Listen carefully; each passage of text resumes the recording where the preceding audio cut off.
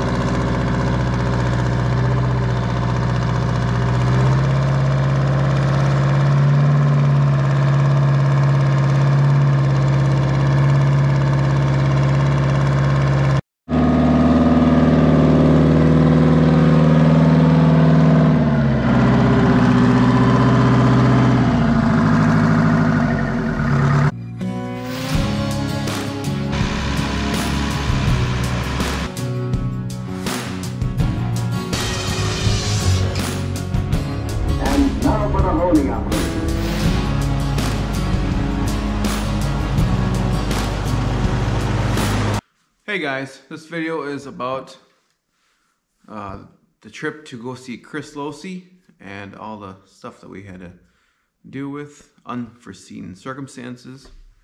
I got my little cat here. This is the second time I'm filming this because he was shaking the heck out of the tripod last time. Weren't you, kitty, huh? Mm-hmm. Okay, so the trip started out, we were gonna go on the SS Badger ferry from Manitowoc, Wisconsin to Ludington, Michigan. And this time of year, it only goes once a day. I think during the summer it's got, I don't know if it has a red eye anymore, it probably does. But it'll have several trips a day. But now it only has one, so we had to be at the ferry at 2 p.m. and you have to be there an hour early, so 1 p.m. We were half packed. It was gonna be my girlfriend, my brother, and myself going. My girlfriend got a migraine, so I had to bring her to the ER. And she's had this before. She's fine, but we had to deal with that because they mixed up a concoction of stuff to get migraines to go away. So I had to figure out, okay, what do we do? Do we just cancel the trip, or what do we do? Because it was there for a while, wasn't gonna be able to make the ferry anymore. So I thought, well, maybe we should just postpone it a day. But I asked Chris, and he was gonna be busy on the next day, Sunday, so I had to think again, how do we do this? What do we do here? Well, I asked a girlfriend if she wanted to, like a little bit later, if she wanted to go, if we go down around Chicago, and she just wanted to stay home and try and get her head better and stuff, so just my brother and I went. So that was how the trip started out. Then, because of the time that we left to drive around Chicago. We hit Milwaukee and Chicago at 4 and 5 p.m. So terrible times.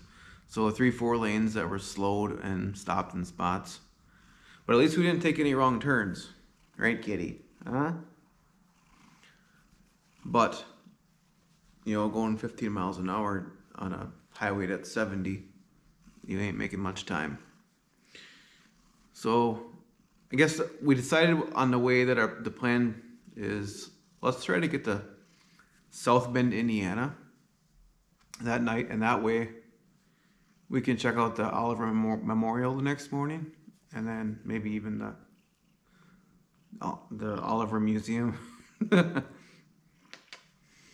And so that was kind of our goal. We get to South Bend and stopped at the first hotel that we basically came to, see if we could find, you know, lodging.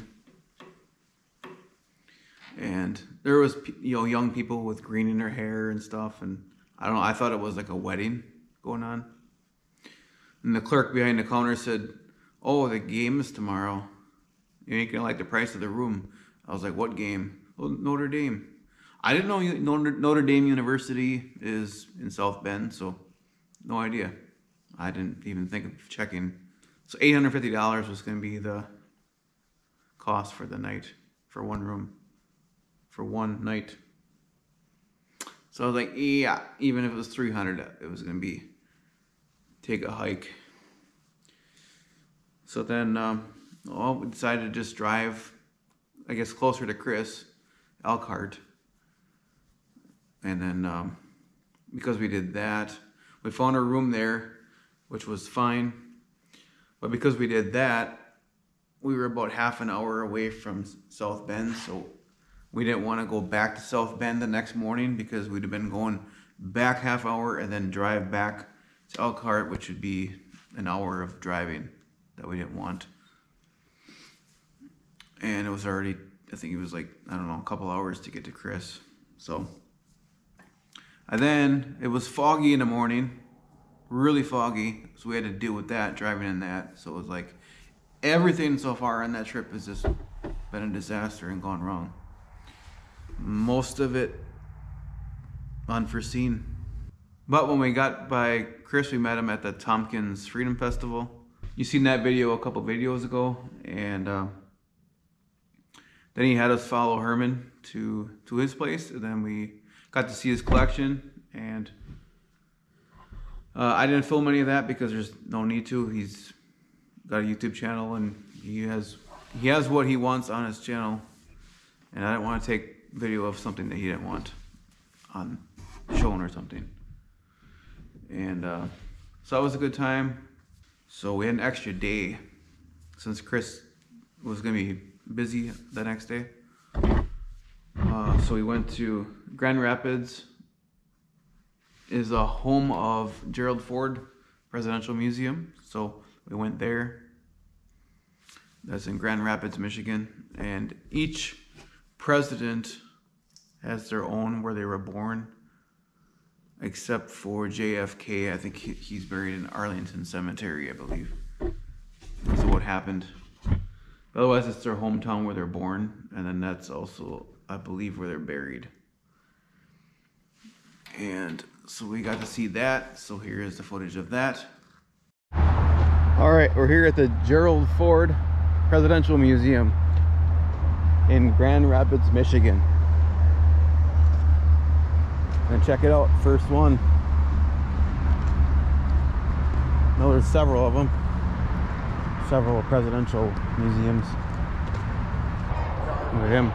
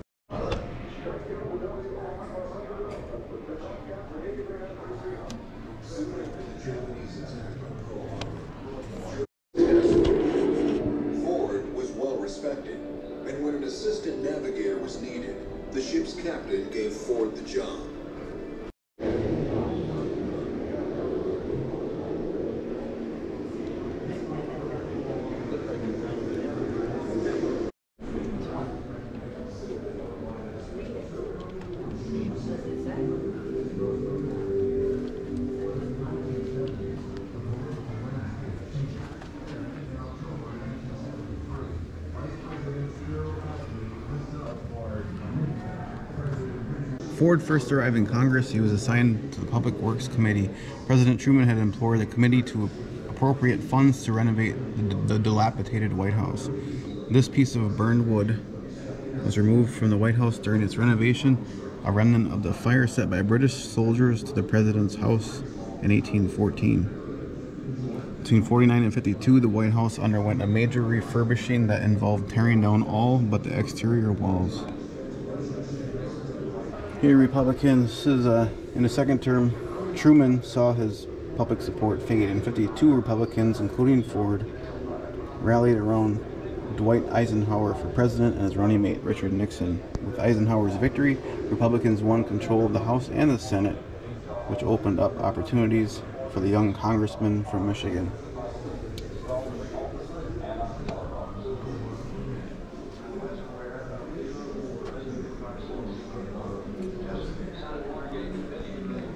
Some more memorabilia and stuff.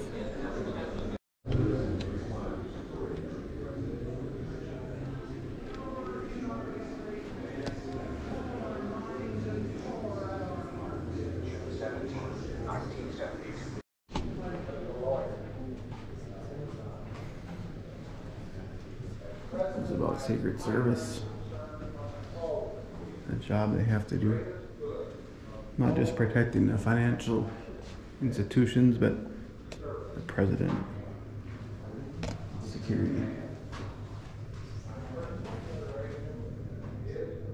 And here, the Oval Office. So Ford survived 2 separate assassination attempts. The first occurred when Ford visited Sacramento, California to deliver a speech before the state assembly, and a woman pointed a pistol at him. Quick action by a Secret Service detail disrupted the attempt. 17 days later in San Fran, another woman sighted the president from a distance of 40 feet and fired a shot, narrowly missing him. A bystander grabbed her, preventing her from firing a second shot. Here is the weapon.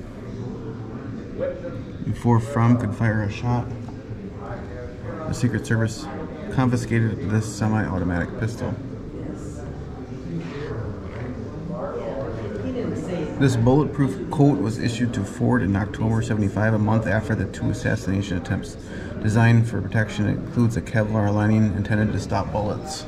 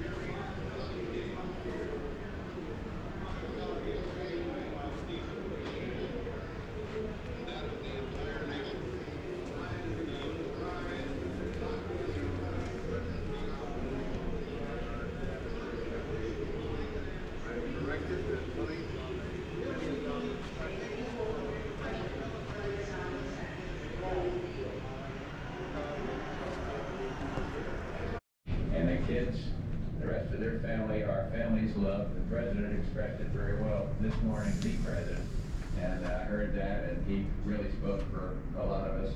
And I would simply add that God bless. Says he and Betty are buried here. Presentation to the Executive branch of the federal government of the United States.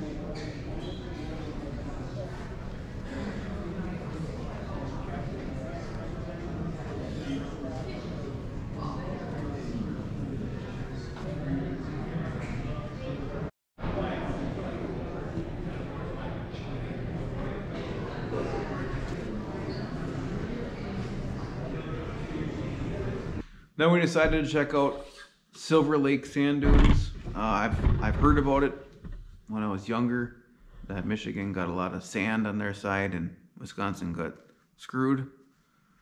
And we just got a little shore, not much sand at all.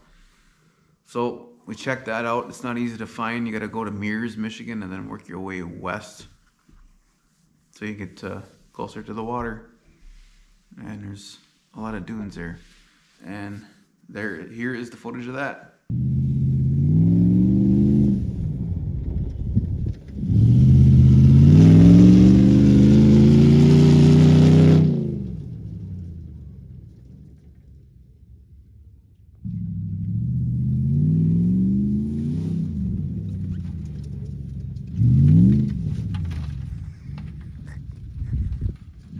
Almost lost a tire.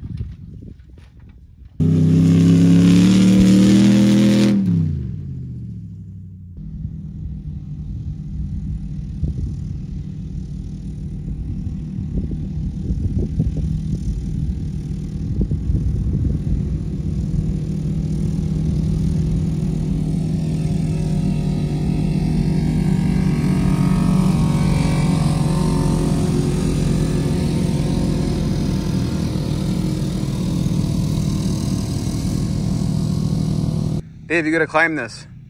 It's like a foot tall. No, that's like, Look, a like foot. 60, 70 feet tall. Almost straight up.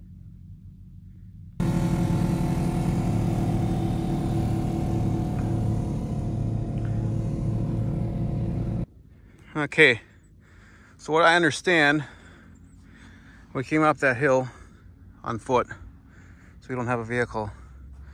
But if you're on foot, you gotta stay in this area, by that green sign this way, and you can go all the way down there. As long as you stay on this side. Our side's for vehicles. And then, see there's a guy. And you have to go the way it says, so that way is wrong way, so you don't wanna go up that way. To try and keep people from flying over the hill and crashing.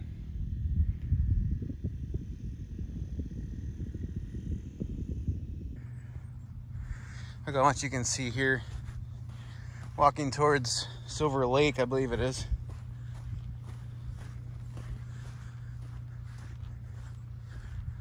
That's a long ways down.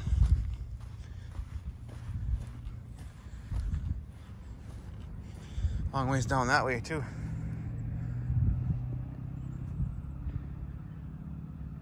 Then, after we got that checked out, and we just got back to the truck when it started pouring. So that was good timing. And then we headed to Ludington and stayed the night in Ludington, which made it easy to get to the ferry. And that was for 9 a.m. in the morning, and you have to be there early, so we had to be there at 8. And then what's weird is you have to really watch the time change, because when you cross Lake Michigan, the time changes. So it goes, an hour later if you're going east. So you have to watch and make sure that your time is right. With the phones, they updated it themselves, but years ago you'd have to watch. So if you show up late for the ferry, you ain't getting on it. Alright, so this is ending the Chris Losey trip. SS Badger goes from Ludington, Michigan to Manitowoc, Wisconsin. Takes 4 hours to get across. There's a time zone, so 3 hours to get to Manitowoc and 5 hours to get to Ludington, if you figure in time zones. So we were just in line here. We gotta wait for the crew. The crew is actually what parks the vehicles, not the drivers.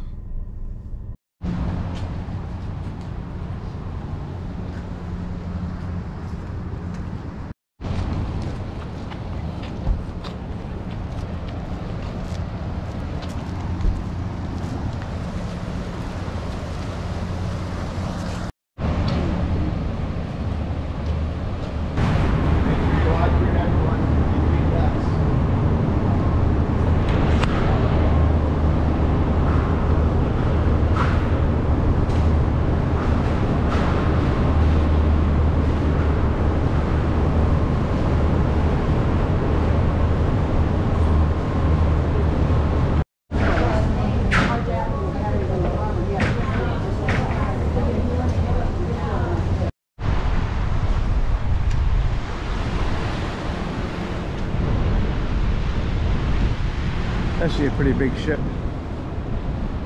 if you think about it. Not compared to what you're used to, but yeah.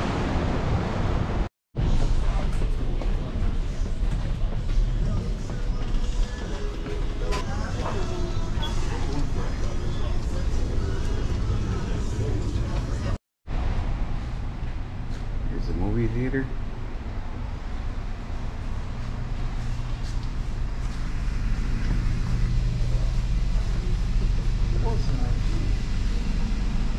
Hey, you can play Pac-Man.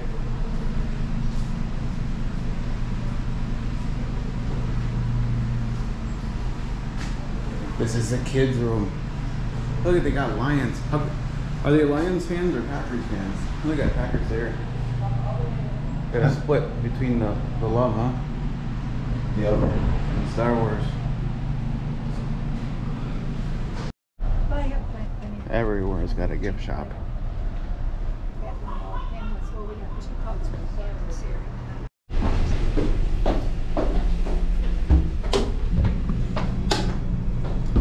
It's like you've never been exploring on a boat before.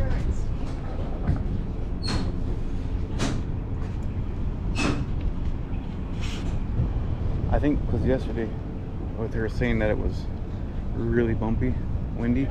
That's that storm we had in Michigan at the sand dunes.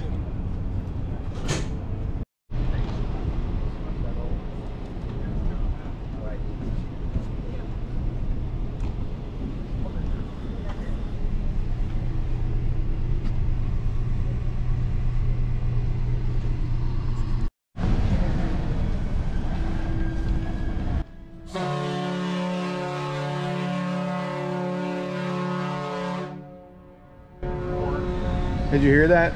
Yep.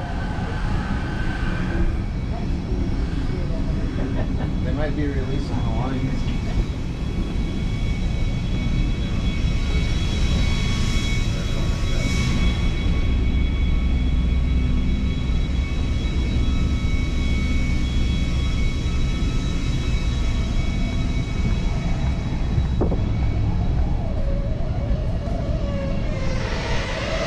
We're moving. Yep, he's releasing the line.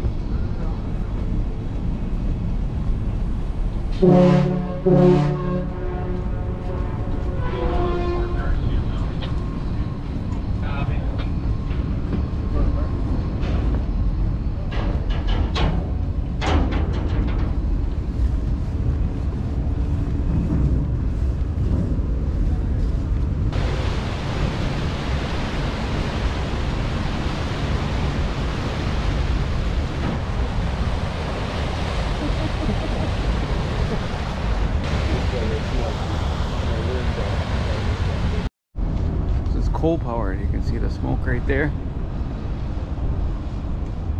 and almost as much power as my Olliver 66. Almost. Okay, now Dave explained the breakwater. What is it? What is it for? Basically, that is to break the biggest waves so that as they're pulling into port, they're not dealing with a lot of wave action, a lot of currents. So all they should have to deal with is some wind. You can kind of see, oh, do you see that wave at the breakwater kind of come up? You can see the water inside the breakwater. It's a lot more calm. You get out past the breakwater, you're out in the real lake, and the water can be rougher. It looks even darker, but it's probably because of the depth. Yeah, that could be some of it. Here we go, boys.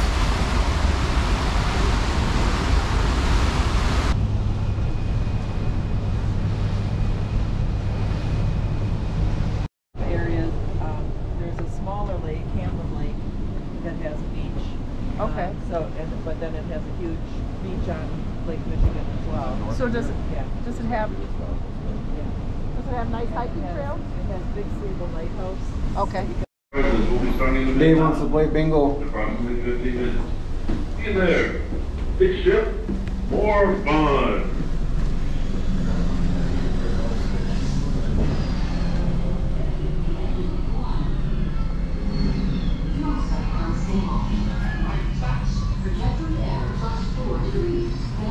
Come on, Dave, go play in there. You can color.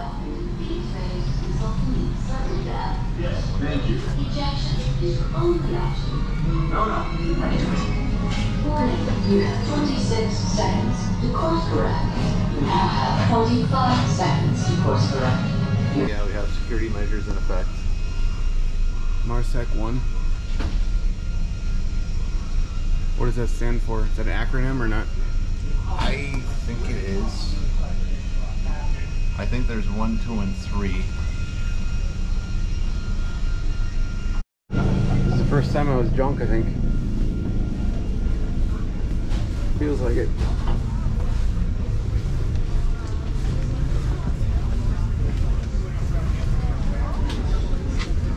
Hi. Do you have coffee? This is a happening place.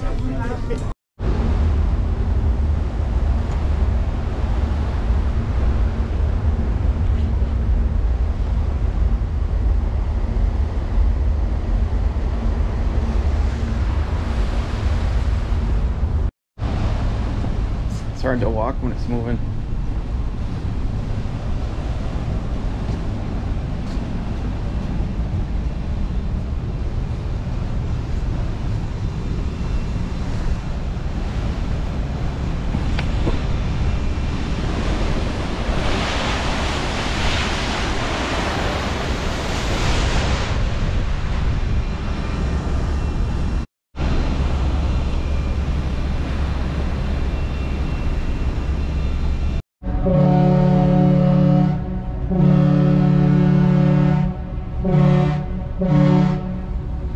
Alright, we're coming into Manitowoc.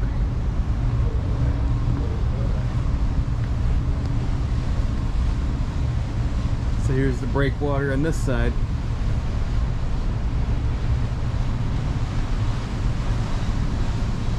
Manitowoc is a fairly big town. Alright, we gotta get right there. Okay.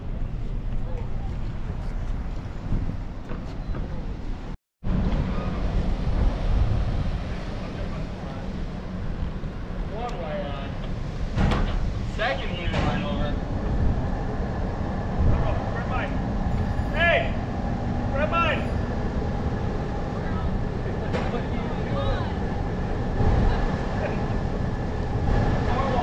Yeah. Ready?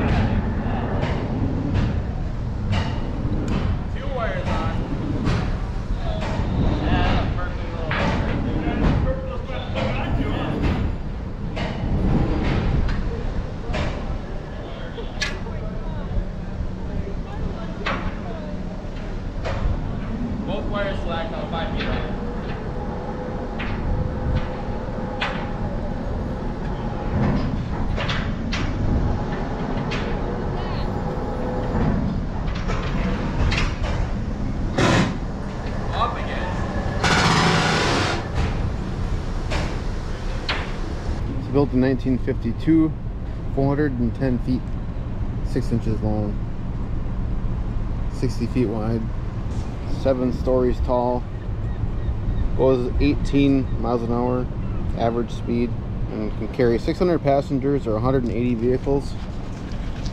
Badger is one of a kind, the largest and last coal-fired passenger steamship in the U.S. and the only cross-lake ferry in operation that can transport oversized loads. And its number is 10 because it kind of connects Highway 10 in Michigan and Wisconsin. Like this.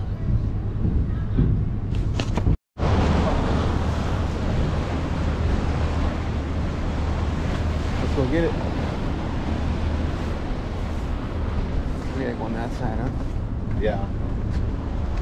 That way we can cross the track.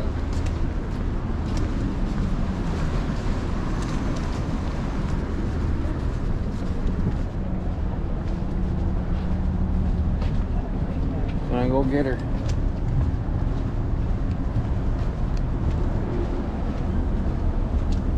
Oh, there's smoke. They keep this running 24/7, this engine, once it starts in spring. It never stops till fall when it's done. When the season is done.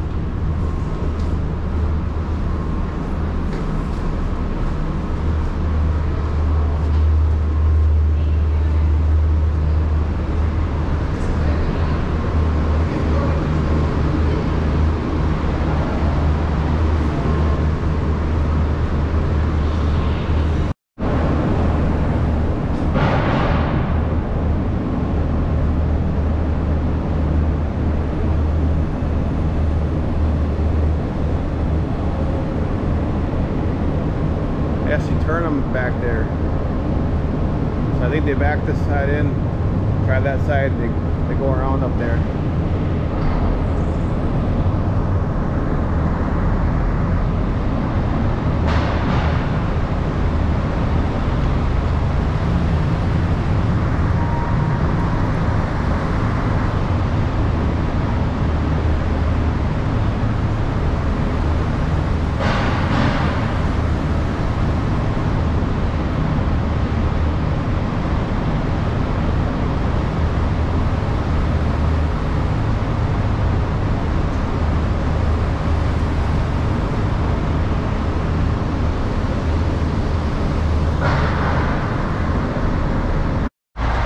And here it is.